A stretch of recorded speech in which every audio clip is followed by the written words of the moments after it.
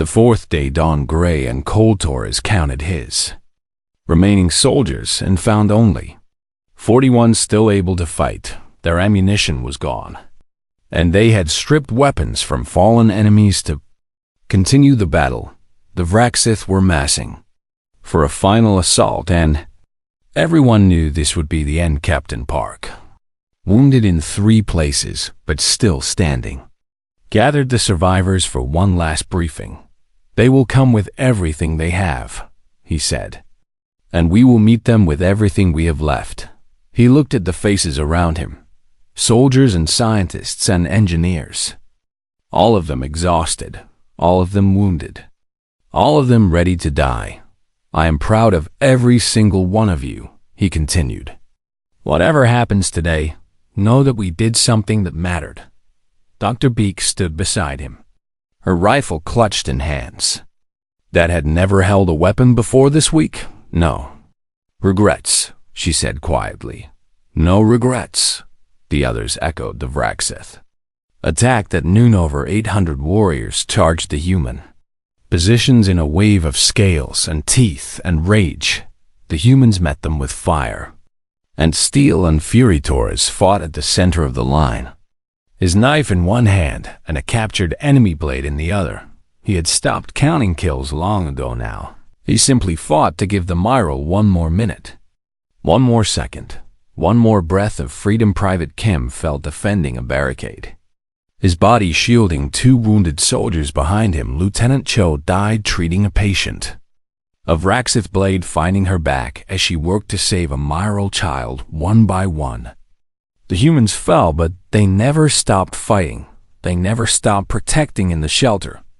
Keth watched the battle through a crack in the entrance. He saw the humans dying, and he felt something burning in his chest. It was not fear, it was something else, something fierce and bright and terrible. He wanted to help, he wanted to fight beside the strangers who had given everything for his people, but there was nothing he could do except watch and remember. The Vraxith pushed closer and closer. Torres took a wound to his leg and collapsed against a barricade. Captain Park dragged him back and stood over him, firing the last rounds from his pistol. "It was worth it," Torres gasped. "Every moment." Park nodded and threw aside his empty weapon.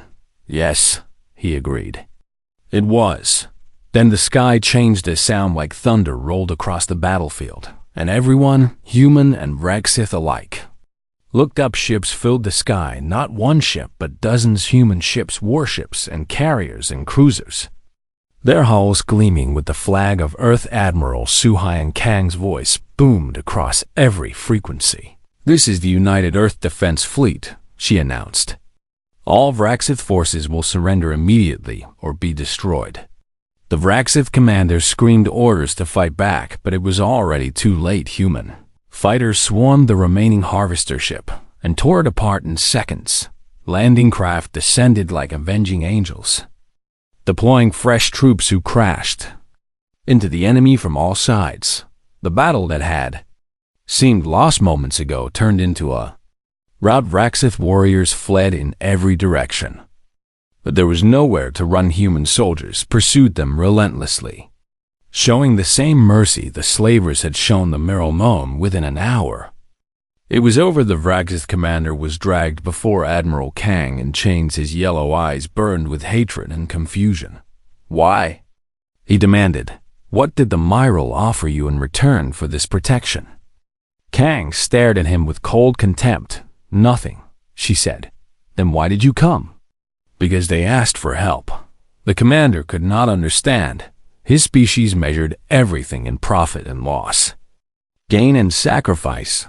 The idea of helping strangers without reward was beyond his comprehension. He was taken away to face justice, and the humans turned their attention to the survivors. Medical teams poured into the shelter, treating Myral and human wounded side by side. Supply ships brought food and medicine, and building materials engineers began planning reconstruction. Of the 237 crew members who had left Earth on the Resolve, only 19 survived the battle. They were carried out of the ruins as heroes, their wounds tended with the same care they had shown the mural tours, woke in a field hospital to find Keth sitting beside his bed. The young Myril held a small bundle of purple flowers. "Native to Vareth 4, these are for you," Keth said softly. "And for all of your people who fell." Torres tried to speak, but his throat was too dry. Keth continued. "I did not understand why you came," he admitted. "I did not understand why strangers would die for us. But I think I understand now." He placed the flowers gently on the bed. "You came because that is who you are," he said. "You are the ones who answer when someone cries for help." Weeks later, Ambassador Threlvax stood before the Galactic Council with footage from Vareth IVH. He showed them the burning cities and the mass graves. He showed them the human ship crashing to save strangers. He showed them soldiers dying at barricades, doctors working without rest, and a young woman giving her life for a child she had never met. And he showed them Keth, standing before the human graves with flowers in his hands, speaking words in his own language.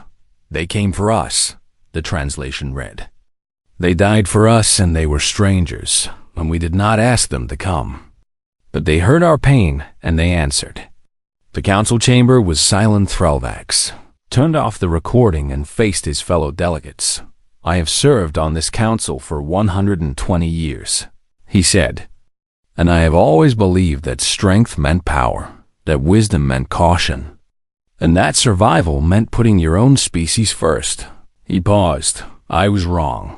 He gestured to the screen, where Keth's face still lingered.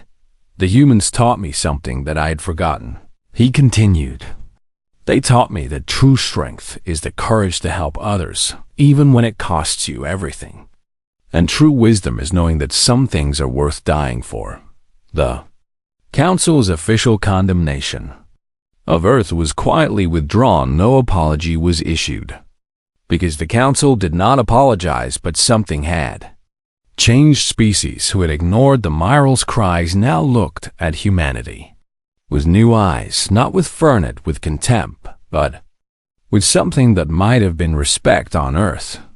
Memorials were built for the fallen, simple monuments of stone and metal, bearing the names of those who had answered the call.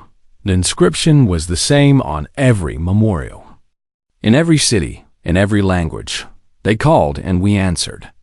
Herd Mother Ilya traveled to Earth to speak at the largest ceremony. She stood before millions of humans and struggled to find words that could express what she felt. Finally, she spoke. "When we sent our cry into the darkness, we expected nothing," she said. "We had been ignored by the galaxy and abandoned by those who should have helped. And we believed we were alone." She looked at the faces before her. "But we were wrong," she continued. "Because you heard us, and you came for us, and you bled for us, and you died for us. And we will never forget." Her voice broke with emotion. "You taught the universe that compassion needs no reason," she finished. "Only courage." The crowd was silent. Then someone began to clap, and then another, and then thousands. The sound rose like thunder, like the roar of ships descending to save the Sud.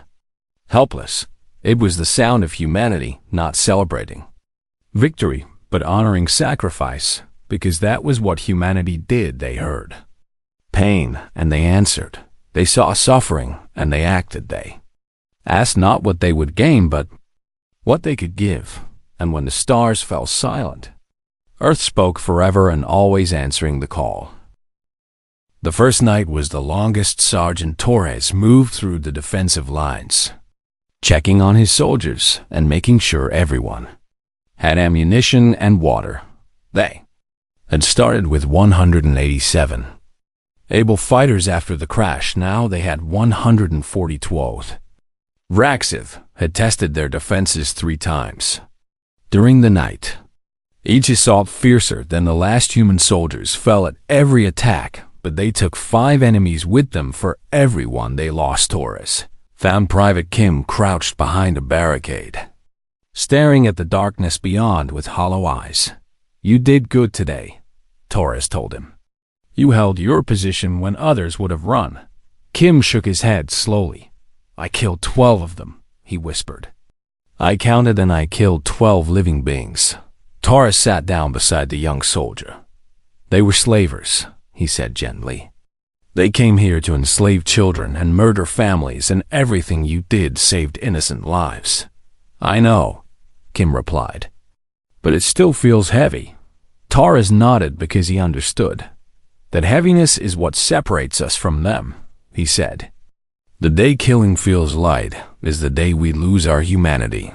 In the shelter beneath the surface, Lieutenant Cho worked without rest. The Myral had converted a storage cavern into an emergency medical bay, and human wounded lay beside Myral wounded on makeshift beds. Cho had never treated an alien species before, but she learned quickly. The Myral healers showed her their medicines and their techniques, and she adapted her own knowledge to fit. You work without stopping, observed a young Myral healer named Veth. Do you not need rest? Cho smiled tiredly as she bandaged the soldier's arm. Rest can wait, she said. These people cannot. Veth watched her for a long moment. Why did you come here? He asked. Your ship is destroyed, and your people are dying, and you have no way to leave. So why did you come to help strangers you had never met? Cho paused and thought about the question. Because you were hurting, she finally said. And because we could help, but you knew you might die. Yes, and you came anyway. Cho looked at the young healer with eyes that held both sorrow and pride. That is what humans do, she said. We hear someone crying for help, and we answer, even when it costs us everything. Veth was silent for a long time. Then he returned to work beside her, his hands moving faster than before outside. The second day brought renewed attacks. The Raxith commander had called in reinforcements from orbit, and now over 1,000 enemy troops. Pressed against the human lines, Torres organized his shrinking force with desperate efficiency. He placed wounded soldiers who could still shoot at protected positions. He set traps using wreckage. From the resolve, he taught Myral volunteers how to reload weapons and carry. Munitio and a young Myral named Keth followed. The human soldiers everywhere, watching everything they did with wide, curious eyes. Keth was barely an adolescent. His gray fur still soft with youth. His parents had been taken by them, Raxith, in the first days of the attack, and he had nothing left but the shelter and the strangers who protected it. Why do you not run? Keth asked Torres during a brief pause in the fighting. The tunnels go deep, and you could hide until the Raxith leave. Torres knelt down to meet the young Myral's eyes. Because if we run, they will find you, he said. And we did not come all this way to let that happen. But you will die. Torres smiled sadly. Maybe, he admitted. But you will live, and that matters more. Keth did not understand. He could not understand how a stranger could value his life more than their. But he watched the humans fight, and he saw the truth in their actions. They were not fighting to win, they were fighting to protect. On the third day, ammunition began to run low. Torres gathered his remaining soldiers, now numbering only 63, and spoke to them honestly. We have maybe one more day of supplies, he said. After that, we fight with knives and hands. No one complained, no one suggested surrender. Dr. Una Beek, who had arrived with the crew as a civilian advisor, stepped forward. I can shoot, she said. Give me a rifle and put me on the line. Torres looked at the scientist who had first heard the distress call that started this whole journey. You are not a soldier, he said. Today I am, she replied. Today we all are. He handed her a weapon and showed her how to use it. The afternoon assault was the worst. Yet Raxith troops swarmed the barricades from 3 directions, and the human lines, buckled under the pressure, soldiers fell one after another, their bodies forming walls that the survivors used for cover in the chaos. A Raxith warrior broke through and charged toward the shelter entrance where Myral civilians huddled in Terrakath stood frozen as the monster approached. Its weapon raised to strike, then a human soldier threw herself between them. She took the shot meant for Kath. The blast tearing through her chest, she fell, but her hands found her knife, and she drove it into the Vraxith's throat before either of them hit the ground. Kath dropped to his knees beside the dying woman. She was young, barely older than him by human standards, with dark hair and kind eyes that were already growing dim. "Are you hurt?" she whispered. Kath shook his head. Unable to speak, the soldier smiled. "Good," she said. "You are safe, and that is all that matters." Her eyes closed, and she was gone. Kath stayed beside her body for a long time. Not moving, not speaking. He did not know her name, she had not known his, but she had died for him anyway that evening. Torres sent a final message to Earth. The signal was weak and might never arrive, but he needed to try. "This is Sergeant First Class Jamal Torres of the Unresolved Ground Team," he said. "We are down to 60 able defenders, and ammunition is nearly exhausted. But we are still holding." He paused and looked at the soldiers around him. "If this message reaches home, tell them we did our best," he continued. "Tell them we fought for every meter and every minute. And tell them we never forgot why we came here." His voice cracked slightly. "Tell them we held the line," he finished. "Tell them it mattered." The message ended and Torres returned to his position behind him. Thousands of Myral waited in the shelter, their lives depending on 60 exhausted humans who had nothing left. But Karajerd, Mother Ilya, approached the sergeant as darkness fell. "You could still run," she said softly. "The tunnels could hide your remaining people until the enemy leaves." Torres shook his head. "We stay." "Why?" Ilya pleaded. "Why throw away your lives for us?" Torres was quiet for a moment. Then he spoke the simple truth. "Because someone was hurting," he said. "And we can help." Ilya wept. She wept for the humans who had already died, and for the humans who would die tomorrow. She wept for her own people who had suffered so much, and she wept because she finally understood what humanity truly was, not just a species, but a promise that no cry for help would go unanswered, a promise that no one was truly alone in the universe, a promise written in blood and sacrifice and love. Tomorrow the final battle would come and humanity would keep its promise no matter the cost. The Resolve dropped out of faster than light travel, and the crew got their first look at Varath IV. Captain Park felt his stomach turn at the sight below. 3 Vraxith harvester ships hung in orbit like vultures waiting for their prey to stop moving. The planet's surface showed the scars of destruction. Cities burned to ash, forests blackened by fire, and mass graves visible even from space. Sensors detect approximately 12,000 life signs in scattered locations, the tactical officer reported. The Vraxith ground forces number over 3,000. With heavy weapons and armor, Park nodded slowly and studied the enemy ships. Each Vraxith harvester was twice the size of the Resolve and carried enough firepower to destroy a small moon. The odds were impossible, but impossible had never stopped humanity before. "Open a channel to all ships in the system," he ordered. The communications officer nodded, and the channel crackled to life. "This is Captain Dae-Young Park of the Earth. Vessel In's Resolve," he announced, his voice calm and steady. "The planet Vareth 4 and its people are now under Earth's protection. Any hostile action against them will be considered an act of war against humanity." He paused and let the words sink in. "You have 1 hour to withdraw your forces and leave this system," he continued. "If you remain, we will destroy you." The response came quickly. A Vraxith commander appeared on screen.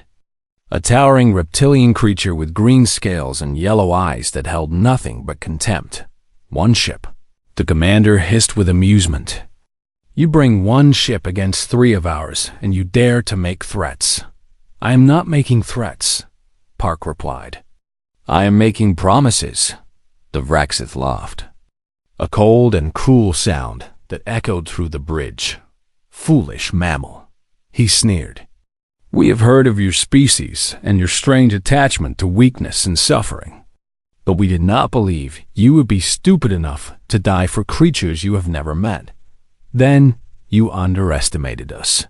Perhaps, the commander admitted, but your bravery will not save you, and when we are finished with the Myro, we will take your crew as slaves and parade them through our markets as proof that humanity is nothing but prey. The channel closed and Park turned to his crew. Battle stations, he said quietly, and may whatever gods exist have mercy on them because we will not.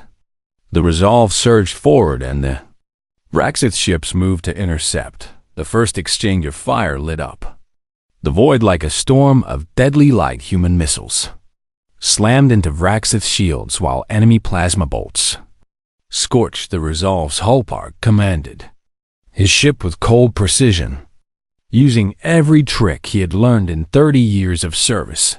The Resolve danced between enemy fire, striking at weak points and retreating before the Vraxith could concentrate their weapons. Target the lead ship's engines, Park ordered. If we can cripple their mobility, we can even the odds, eh? Barrage of railgun rounds tore through space and struck the Vraxith harvester's rear section.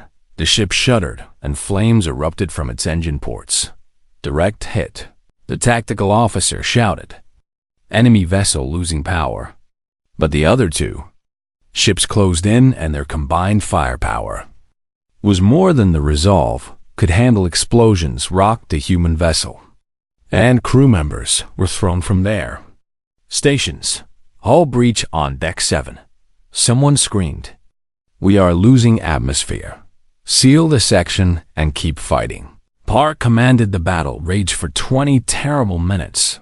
The Resolve fought like a wounded wolf, snarling and biting even as it bled. One Vraxith ship exploded in a brilliant flash when a lucky missile found its reactor core. Another limped away with half its weapons destroyed, but the Resolve was dying. Fires burned across multiple decks, and the engines were failing, and the hull was cracked in a dozen places. Captain, the helmsman reported with a shaking voice. We have lost FDL capability, and main thrusters are at 15%. Park looked at the tactical display. The remaining Vraxith ship was damaged but still dangerous, and Vraxith ground forces were moving toward the largest Marrow shelter. He made his decision in an instant. Set course for the planet's surface, he ordered. We are going to crash land near the main shelter. The bridge fell silent. Sir, the helmsman whispered. If we do that, we will never fly again. I know, Park said.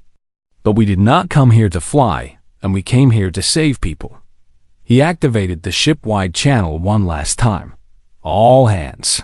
This is the captain, he announced. Prepare for emergency landing and grab whatever weapons you can carry, because we are about to become infantry. The Resolve plunged into the atmosphere like a falling star. The damaged ship screamed and shook as heat and pressure tore at its weakened hull through the chaos. Park kept his eyes on the target, a valley where sensor readings showed thousands of Myro life signs clustered together. The crash was violent and deafening. Metal tore and glass shattered, and the world became a nightmare of noise and pain. But when the dust settled, the Resolve lay in a smoking crater less than 2 kilometers from the shelter. Entrance Park pulled himself from the wreckage and looked around at his surviving crew. Bodies lay everywhere, and not everyone had made it, but those who survived were already moving, grabbing weapons and supplies and forming up for the fight ahead. Sergeant Torres appeared at Park's side with blood running down his face and a rifle in his hands. Orders, sir? Park pointed toward the shelter where terrified Myro faces were peering out at the burning human ship. We protect them, he said simply. Whatever it takes. The Vraxith commander watched The human ship crashed from orbit and felt something he had never experienced before. Confusion. Why would they destroy their own vessel just to reach the surface? Why would they strand themselves in enemy territory with no hope of escape? What kind of species did such things? He shook off the feeling and ordered his ground forces to advance it. It did not matter why the humans had come. They would die like all the others. But as his troops moved toward the crash site, they encountered something unexpected. The humans had already established defensive positions around the Myral shelter. They had set up barricades and placed weapons and created overlapping fields of fire, and they were waiting. First Vrax's assault wave was cut down before they even reached the human lines. The second wave pushed closer but still failed. The humans fought with a ferocity that the Vraxith had never seen. They did not retreat, and they did not surrender, and they did not stop killing in the shelter behind them. Thousands of Myral watched in stunned silence as strangers from a distant world bled and died to protect them. Mother Ilya stood at the entrance, and tears streamed down her gray-furred face. Who are these creatures? She whispered. No one could answer her, because no one had ever seen anything like humanity before. The signal came at 3:47 in the morning, cutting through the silence of the Antarctic monitoring station. Like a scream in the dark, Dr. Unibeek almost dropped her coffee when the alarms began to wail, and red lights flooded the control room where she had been reviewing routine data from distant star systems. She rushed to her console, and her fingers flew across the keyboard as she tried to understand what the computers were telling her. The signal was weak and broken, but unmistakable in its meaning. Someone out there was calling for help. This is Vareth 4 Colony. The translated message read, "We are under attack by unknown forces, and our defenses have fallen, and our people are dying. And please, if anyone can hear this, we need help immediately." The message repeated over and over, each cycle more desperate than the last. Yuna felt her heart pounding as she traced the origin point to a star system 47 light-years away, where a species called the Myral had established a peaceful farming colony 3 centuries ago. She had read about the Myral in her studies, and they were a gentle people who resembled tall, graceful deer with soft gray fur and large eyes that held nothing but kindness. They had no military and no weapons and no enemies that anyone knew of. Within minutes, Yuna had contacted her superiors, and within hours the message had reached the United Nations Space Command headquarters in Geneva. The response was immediate. "We are sending the Resolve," Admiral Chun declared during the emergency video conference that included leaders from every major nation on Earth. Captain Park and his crew will launch within 6 hours. Some voices raised concerns about the distance and the unknown threat, and the fact that Earth had no formal alliance with the Myral, but those voices were quickly silenced. "Someone is dying out there," the Admiral said simply. "They called for help, and we heard them, and that is all that matters." Across the galaxy, in the gleaming chambers of the Galactic Council, the same message had arrived hours earlier. Ambassador Threlvax of the Keth Dominion clicked his mandibles in irritation as he listened to his fellow council members debate the situation for the 3rd hour straight. The Keth were an insectoid species who had mastered interstellar travel when humans were still learning to make fire, and they considered themselves the wise elders of galactic civilization. The Myral are a minor species with no strategic value, one delegate argued. Intervention would be costly and potentially dangerous. "We do not even know who is attacking them," another added. "It could be the Vraxith slavers, or it could be someone worse, and we cannot risk our fleets on such uncertainty." Threlvax watched as the debate continued with no end in sight, and he felt neither surprise nor shame. This was how the council worked. They discussed and they analyzed and they calculated the costs and benefits of every action. By the time they reached a decision, the Myro would likely be dead or enslaved, but at least the proper procedures would have been followed. Then a junior aide approached him with news that made his antennae twitch in confusion. "Ambassador, we have received word that the humans are launching a response mission." Thrallvax turned sharply and stared at the aide. "That is impossible," he said. "They received the signal only hours ago, and they have no treaties with the Myro and no reason to intervene. Nevertheless, sir, their ship the Un's Resolve is preparing to launch within the hour."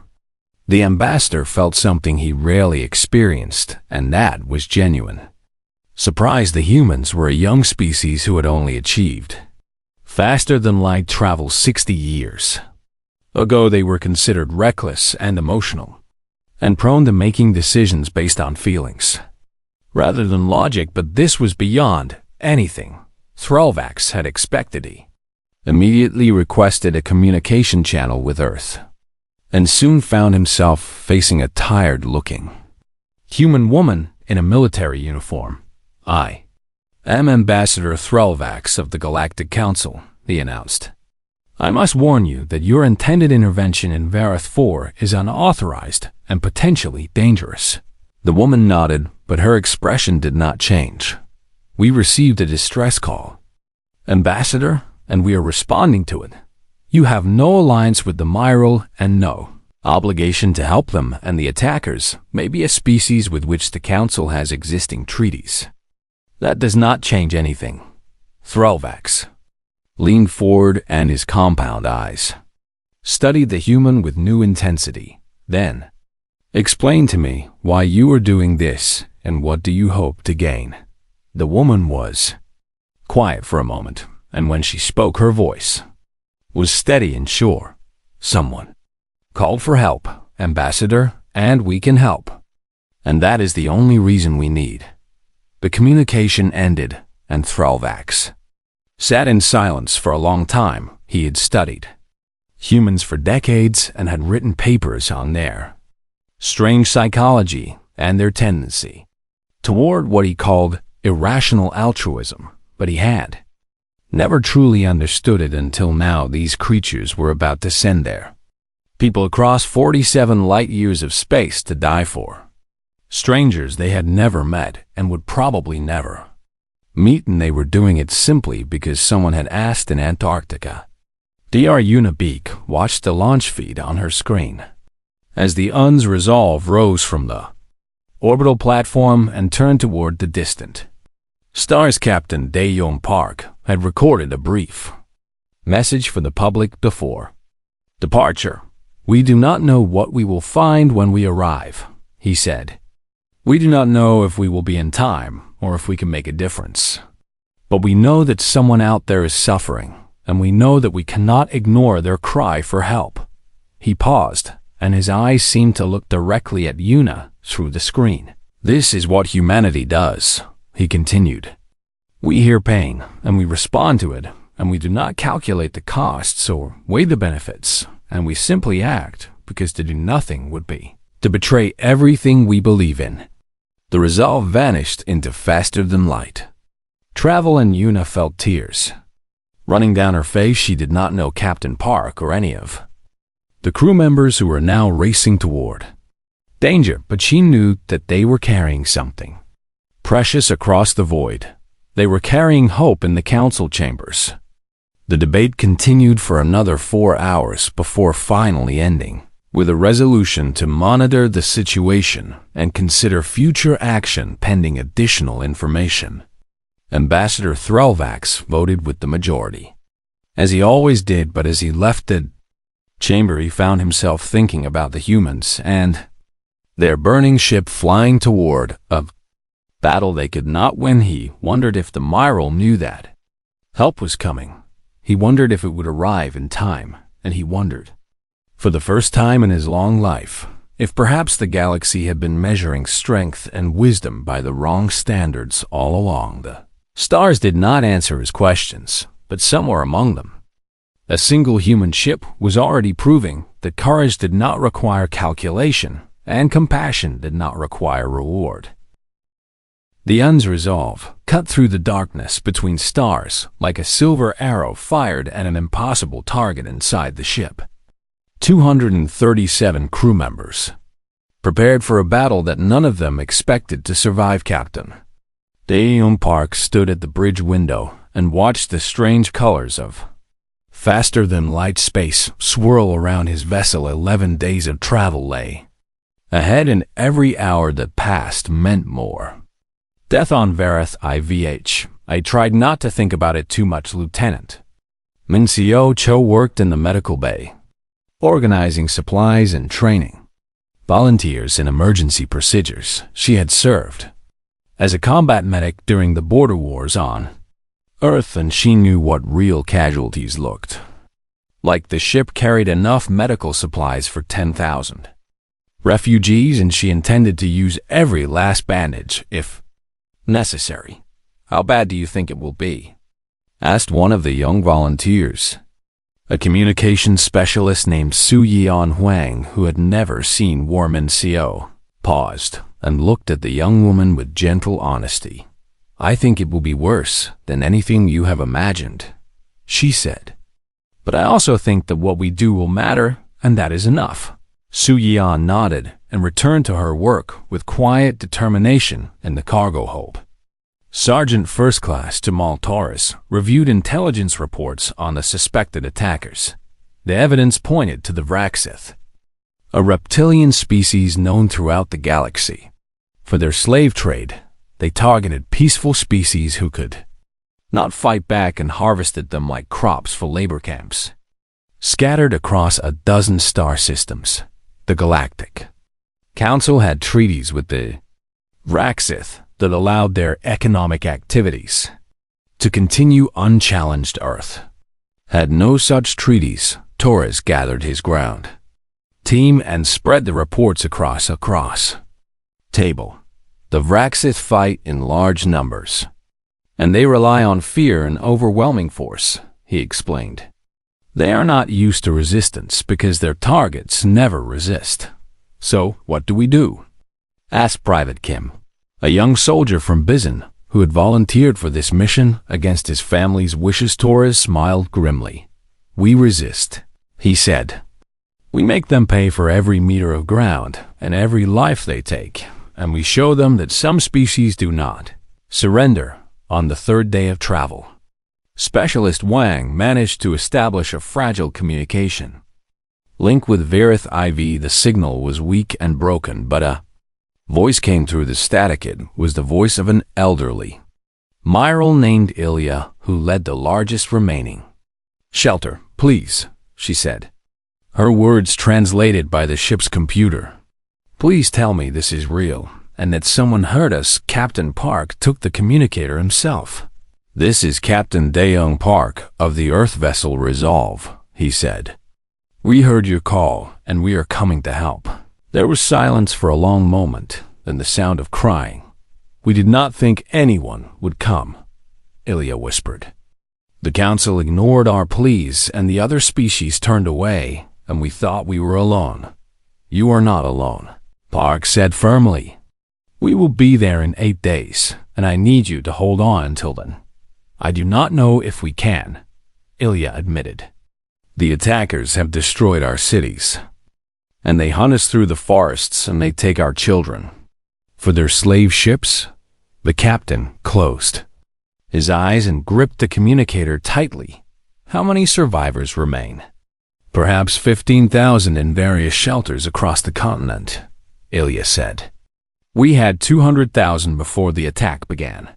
The bridge fell silent as the weight of those numbers settled over everyone. Nearly 200,000 peaceful beings killed or enslaved in a matter of days, and the galaxy had done nothing. Hold on, Park repeated, his voice thick with emotion. We are coming. The connection died, and the captain stood motionless for a long time when he finally spoke. His words were quiet, but every person on the bridge heard them. We need to go faster.